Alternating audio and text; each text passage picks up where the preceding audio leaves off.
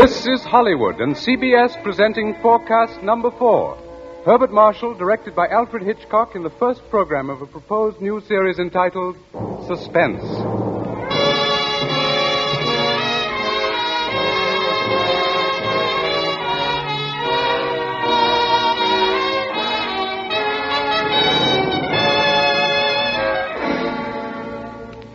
Tonight's Forecast program, ladies and gentlemen, represents the ideal form of collaboration.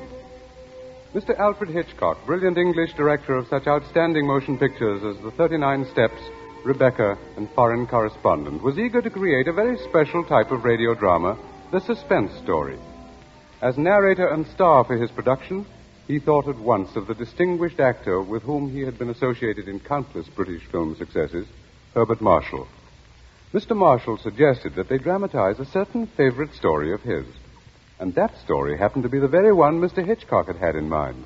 Mrs. Belloc Lowndes' classic in Chills, The Lodger.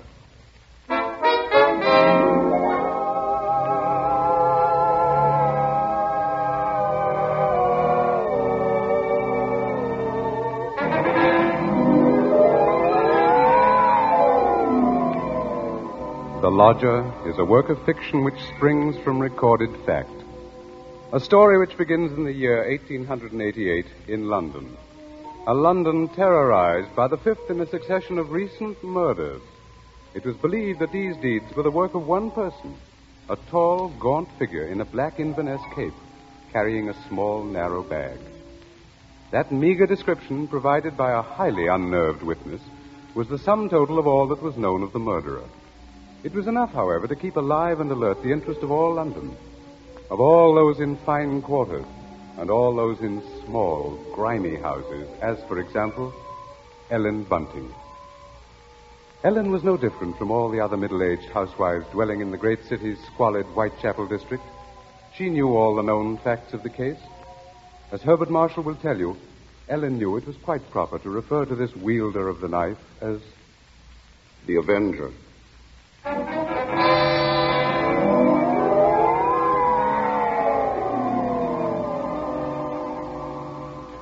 Of course, Ellen Bunting was far more concerned with her personal problems than with thoughts of the Avenger. Yet the case of that strange, elusive killer quite often forced all other matters from her mind. There was that mad, meaningless scheme he seemed to follow. All his victims, for example, had been women. All had been young, attractive, and, oddly enough, blonde. But Ellen could no more understand the motive for his brutal slashings than could the police. This night, she and her husband, Robert Bunting, sat before their fireplace reading the newspaper account of the latest murder. The Avenger had struck again.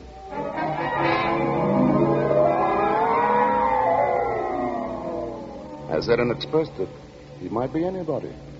He might be the fellow you pass on the street. It's a terrible thought. Yes. If only the police had something to go on. It looks like that Avenger's just too quick for him. Look, it says here that this girl he got last night was like all the others. Pretty, blonde, and, let's see, described by her friends as a very light-hearted girl.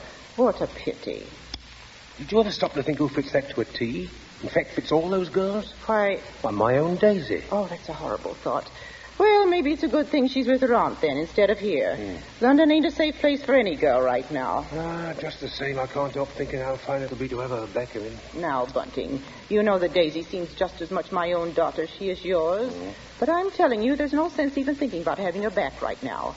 We just can't afford it. Oh, I know that, Ellen. Only, well, maybe we could manage it some way. How? Haven't I scrimped myself half crazy trying to keep us going? But you don't care about that, do you? No, your Daisy's more important to you than I am. No, Ellen, that don't sound like you. Oh, I can't help if it don't.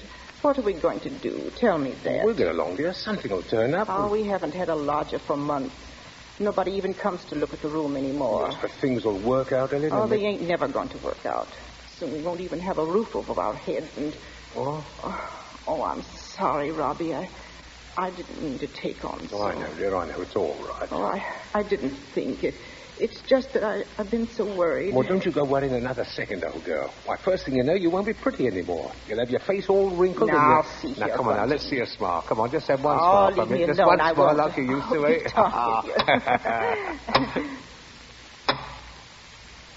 Who do you suppose that could be? Awfully for visitors. Bunting, do you think it could be somebody looking for rooms? Well, it might be. Want me to go to the door? No, I'll go. Oh. You just stay here. Yes, all right. Now, be sure you get a good look at the rooms before you let them in, dear. Oh, I'm coming. Oh, I do hope it's...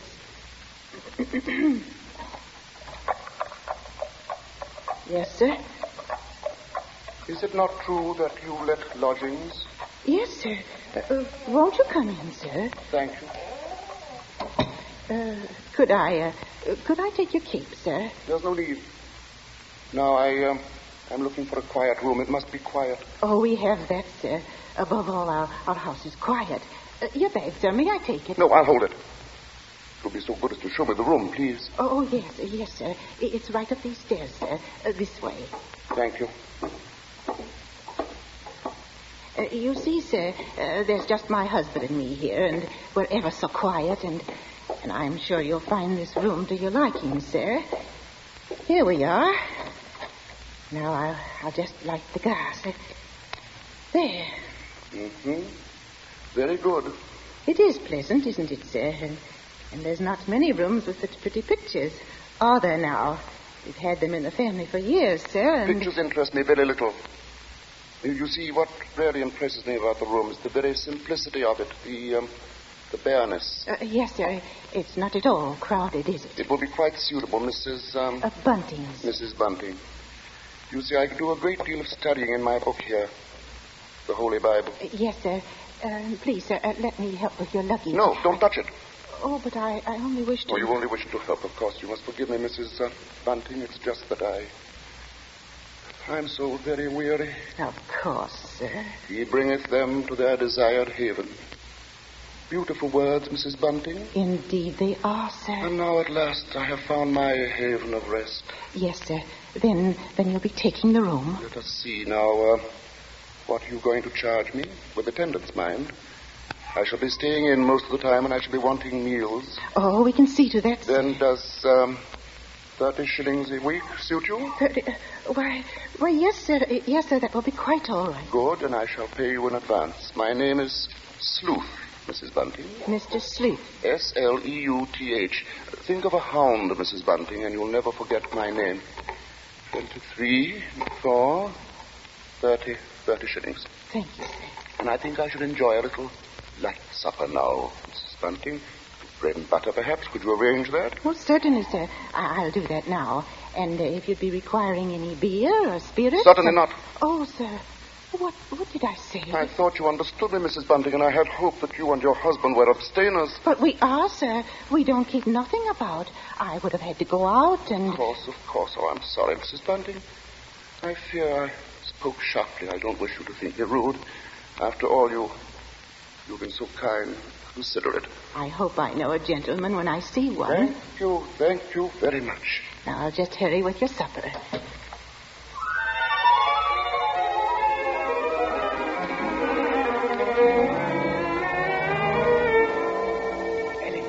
Ellen, did he take the room? No, don't bother me now. I have to get him some supper. What did you mean? Come to the kitchen where he won't hear us. He took it, Ellen? Yes, He took the room? Yes, we're all right now. Look, 30 shillings. A week in advance. Oh, it's wonderful. Wonderful. And Ellen, do you see what this means? Yes, you can have Daisy now. Yes. Here, Bunting, warm that teapot and put some tea leaves in. Righto. Yeah, do you know something, old girl?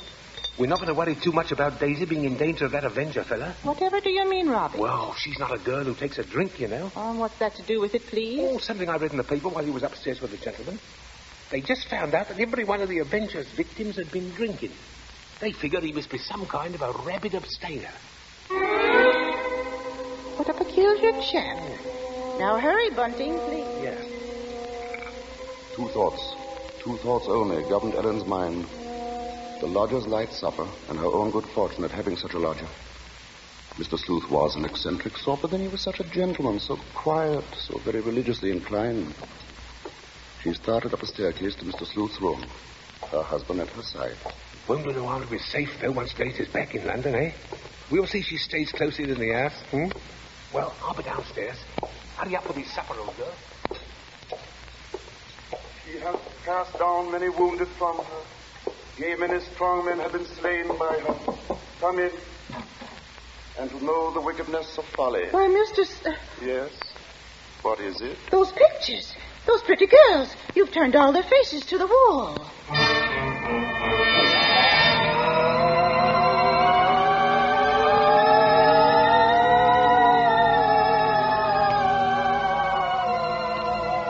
And that maneuver, that strange action, was the beginning of Ellen's concern.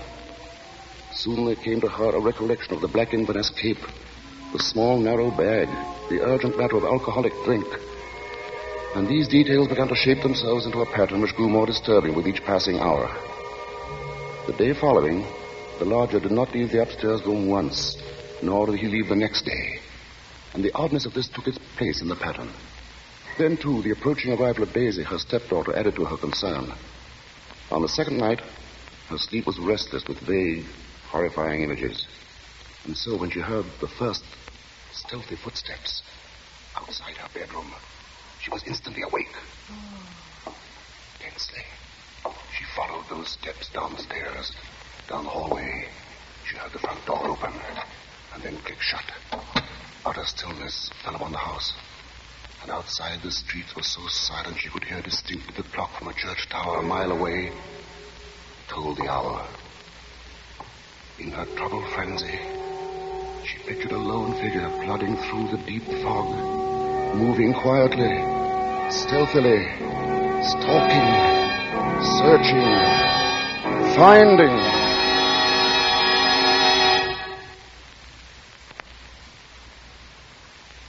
When, soon after she heard the lodger return, she sought to quiet the horrible dread which had possessed her. She assured herself that Daisy's arrival that day was no cause for alarm. Now she reasoned, how could there be anything really evil about so religious a gentleman as Mr. Sleuth? But for her there was no more sleep, merely a tormented state of half-consciousness, a state which suddenly dropped from her shortly after daybreak.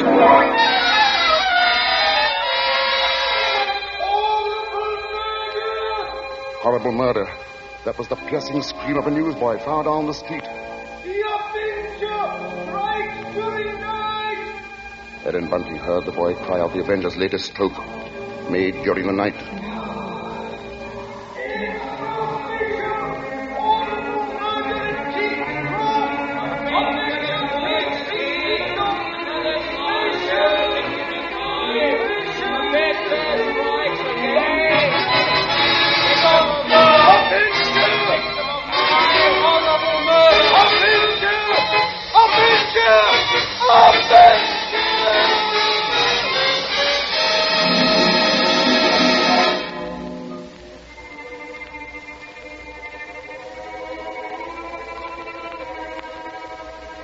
Ellen's first glimpse that morning of the grey-faced lodger brought the sleepless night's warm terror full to the surface.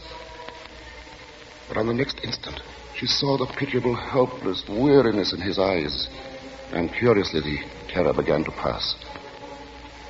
She found that she was hoping desperately that her fears were unfounded. Earlier, she had determined to tell Bunting of the awful convictions in her mind. Now, however, she felt she must be certain before she spoke to a soul. She knew there was one thing she must examine. That was the lodger's single piece of luggage. She'd thought of it often. What could it hold? Not much in the way of clothing, surely. It was too small, too narrow. It was more like a case. A case for a knife. It was along toward noon that Ellen found her opportunity to search the lodger's room. Soon after Bunting left to meet Daisy, Mr. Sleuth himself walked from the house. Ellen watched the tall, thin figure in the black Inverness cape disappear down the street, and then she rushed upstairs, into the room. Quickly, she moved to the closet. It was no different from what it had always been, utterly empty. She found nothing under the bed. She went then to the chest of drawers against the wall. She opened the top drawer and found inside nothing but a frayed shirt, 2 handkerchiefs. The next drawer, underclothes, socks. The next empty. There remained then only one possible place for the small, narrow bag, the bottom drawer, and it was locked. Tugging at the drawer, she heard suddenly the opening of the front door downstairs. Panic-stricken, she rushed out of the room and down the hall to the head of the stairs. Upstairs, Ellen? Ellen, Daisy's here.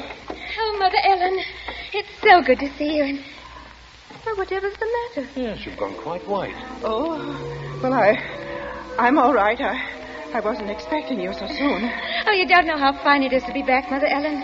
Oh, the country's all right in its way, but there's nothing like London now, is there? No, there isn't. But as long as that Avenger's about, I can see we're going to have to do something about these blonde locks, eh, Ellen? Oh, don't worry about that. I'll dye them maybe, or just pin them under my hat. Daisy, I might as well get you settled. Oh, now, Father, isn't that just like her? She's straight to the point, and no point. Well, I'll bet a sixpence you'll have a dust cloth in your hair before you've got your coat off. Mr. Sleuth. Mrs. Bunting, I see my door is open. Oh, we were just leaving, till we... Does this mean that all of you have been in my room? Oh, not at all, sir. What must I do? Keep it locked? But you see, sir, I was just tidying up a bit, and Mr. Bunting, he brought his daughter up, sir. She just arrived. This is Daisy, sir. Pleased to meet you, sir. She's been away for quite a long while, you see, Mr. Sleuth, and that's why we're a bit excited, you might say. Yes, you must have been surprised when you came in, hearing us laughing and carrying on that way. Yes, I must say I was. However, Miss Daisy, there are all types of joy, are there not? Yes, I'm sure there are. The despicable evil joy of the abandoned and the divine happiness of the blessed. A vast difference, that. You do understand me, don't you? Why, yes, sir. Yes, Mr. Sleuth. I devoutly hope so, Miss Daisy. Nowadays, there are so very few young women like yourself who do. In fact, I all but despaired ever of finding one. If you'll excuse us now, sir, we'll be getting Daisy's things put away. Of course, Mrs. Bunting, and I must be getting to my room. Believe me, Miss Daisy, it's been a revelation to meet you. Oh, thank you, sir. I'm sure we shall have much to discuss. He's a queer one, all right. But such a gentleman, isn't he?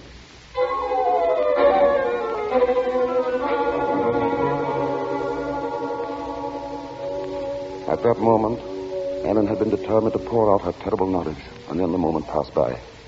She told herself that perhaps the past few days had been nothing more than a grim illusion, a tormenting play of imagination. She would wait then until she had attended the coroner's inquest into the last Avenger murder. There, perhaps, she could hear evidence to disprove all her fears, to assure her there was no earthly harm in Daisy being so near the lodger. This was her gravest concern now, for on the next day, Mr. Sleuth made it a point to see the girl more than once. And fearfully, Ellen saw that Daisy welcomed his visits. As Ellen was preparing to step out to the inquest, she heard once more the voices of her stepdaughter and the lodger coming to her through the kitchen door. She hesitated before entering. Tense. Strangely apprehensive. I do believe, Mr. Sleuth, I've never known a gentleman with such funny ideas. Oh, Mother Ellen, you should hear what Mr. Sleuth was just saying. Perhaps, Daisy, you would excuse yourself. He thinks people, and especially girls, should spend all their time praying. I sought to explain, Mrs. Bunting, that all women are placed on this earth filled with evil. They therefore must struggle constantly to find the paths of righteousness. Why, Mr. Sleuth, you mean a girl's not to enjoy life at all? Not to have fun? Frivolity, my child, is the devil's breeding ground. And all his implements are there. Temptation, pleasure, wine. Oh, that's crazy. Well, there's nothing I like better than a glass of wine, and I'm not... You drink. She didn't know what she was saying, Mrs. Sleuth. Just a child, and Daisy, you'd better go now. But I didn't say nothing wrong. What's the harm in a glass of wine? She lieth in wait as for a prey, and increaseth the transgressors among men. Oh, I don't know what you mean. I never heard such nonsense. You call Holy Scripture nonsense? So what I prayed against is true. You are beyond salvation. That's not so. I'm a good girl, I am, and I won't have you saying that. Daisy, go into the front room. Quite all right, Mrs. Bunting. I must be going upstairs anyway. I'm used to being misunderstood, you know. People never realize that my efforts are simply for the greater good of humanity. Of course, sir. And that the power on high will direct my hand toward the expulsion of all evil. Daisy, listen to me. Yes? I've got to tell you about... About what, Mother Ellen? Nothing. I've got to go out for a while now. I'll be back.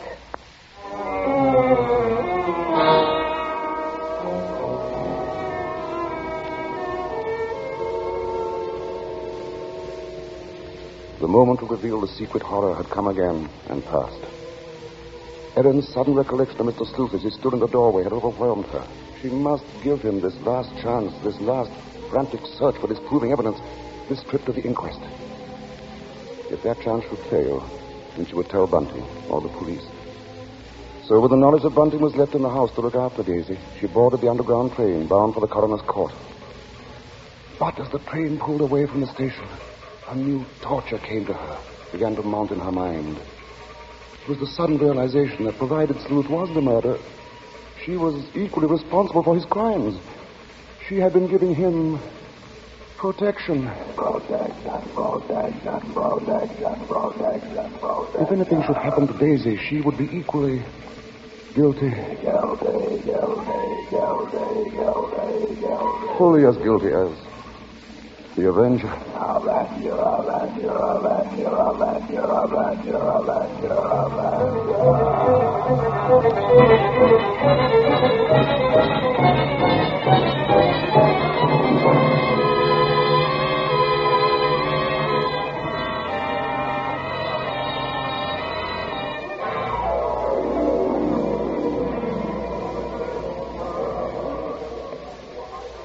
Ellen, seated at the rear of the small but crowded inquest room, listened to each of the witnesses as they were called. And from one of them she found the first hope she had known for many days. This witness lived next to the alley in which the Avenger had committed his crime that night. She had seen him from her window, and the man she described in no way resembled Ellen's lodger. But in another moment, Ellen's hope was swept away. It was pointed out that the fog had been so heavy that night that the witness could not possibly have seen the murderer from her window. She left the stand, replaced by a Mr. Cannot. This elderly gentleman was certain that he had not only seen, but talked with the Avenger. It was in Regent's Park, he testified, only a few moments before the murder, Mr. Coroner, when I saw him. He was quite a tall man, very gaunt-looking, and carrying a handbag. A handbag, you say? Yes, a small, narrow one. Just such a bag, I might add, as might contain a knife. As Ellen heard these words, the tension which had been mounting up within her became almost unbearable. Rigid with horror, she gripped the arms of her chair. She heard the coroner. I shall have to ask for more order in the court. And now, Mr. Kennett, I understand you heard this man speak. Oh, yes. He had a rather high, hesitating voice. An educated man, I would judge, but quite mad. What do you mean by that? Well, as he emerged from the fog, he was talking aloud to himself. Believe me, sir, he was reciting scriptures from the Bible.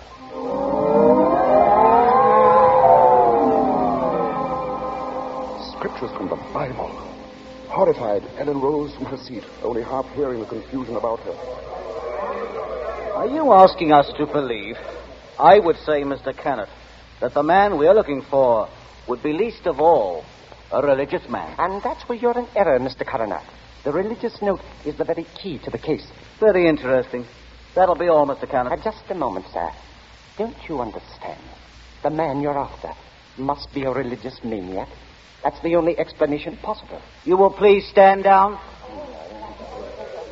The court was dismissing the very truth. Ellen knew that now. She would no longer keep silent. Her hands shot forth and she screamed. I want to say... Ellen Bunting, on the verge of speaking, fainted. And then, when she was revived a few moments later, she said nothing. Her brain was in too great a turmoil, her nerves too shocked. Like one in a dream, she allowed herself to be led from the courtroom. The voices of spectators were only vague sounds to her. She was going to say something. Yes, it was hysterics. Yeah, that bit about the knife. Yeah, the knife. The knife. The knife. As Ellen Bunting proceeded homeward, the remarks from the spectators remained in her mind. She heard them over and over. That bit about the knife. Just such a bag as might contain a knife. We'll see she stays close in the house, eh? No harm in being safe. Direct my hand toward the expulsion of all evil. Expulsion of all evil. What's the harm in a glass of wine? I didn't say nothing wrong. As Ellen neared her neighborhood, her dread increased. With each moving footstep, the grip of terror grew tighter about her. She moved faster. If only she were in time. She was 2 streets away from the house. Then one. Then she saw Bunting. Sharply, like the thrust of a knife, she realized what this meant. Daisy was left alone with the lodger.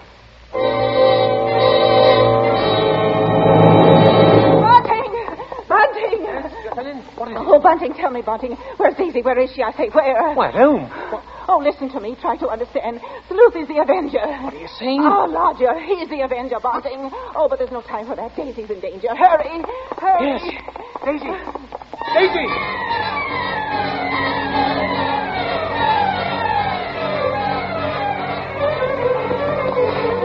Here we are, Bunting. Here we are. Daisy! Oh, Daisy! Daisy, where are you? I'll look in the kitchen, Bunting. You try the sitting room. Daisy! Daisy! Where are you, Daisy? Answer me, Daisy! Oh, Try the bedroom. she's not here. What about the dining room? Look, she's not there. She's not downstairs. Then there's just his room.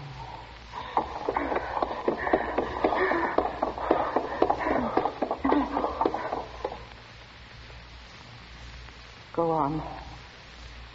Open the door.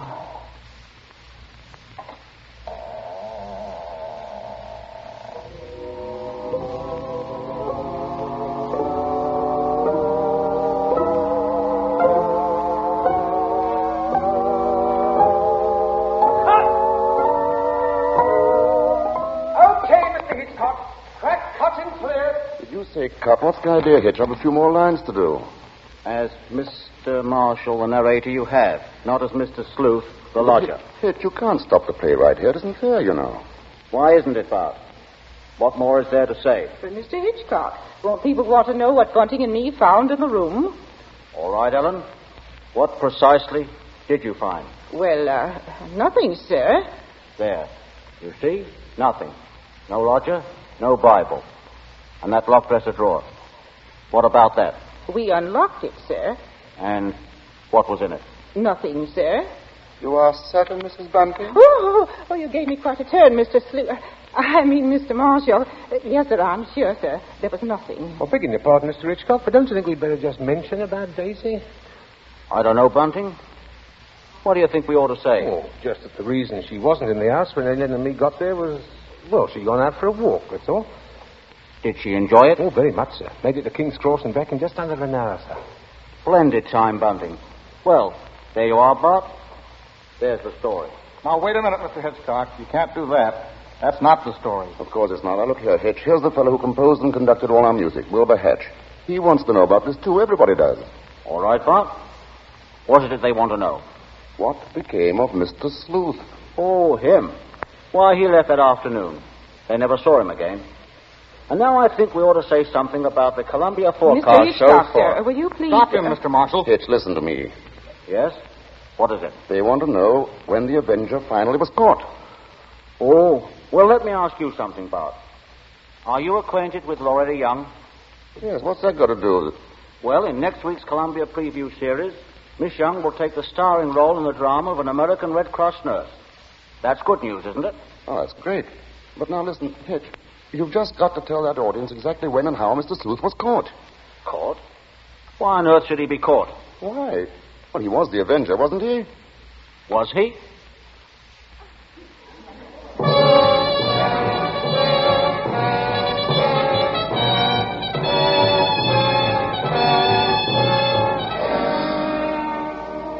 Your guess, gentle listener, is as good as ours. Even Mrs. Belloc Lowndes, who wrote the novel, isn't entirely sure. For his masterful direction, our thanks to Alfred Hitchcock, whose latest pictures are David O. Selznick's Rebecca and Walter Wanger's Foreign Correspondent. For his superb characterization of Mr. Sleuth, our thanks to Herbert Marshall. And our thanks to the outstanding British character actor who tonight portrayed the role of Bunting, Edmund Gwen. If you liked tonight's program and want to hear more in the same highly original Hitchcock vein, radio versions of The Lady Vanishes and The 39 Steps, for example, write to CBS and tell us so. Your interest will help bring Suspense to the air as a weekly feature.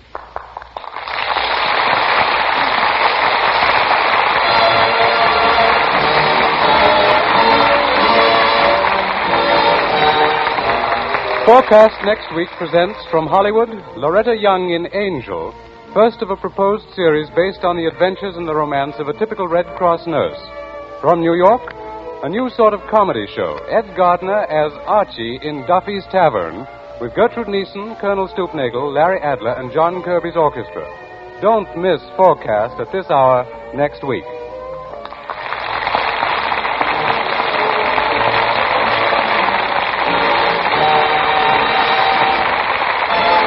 Thomas P. Benson speaking. This is the Columbia Broadcasting System.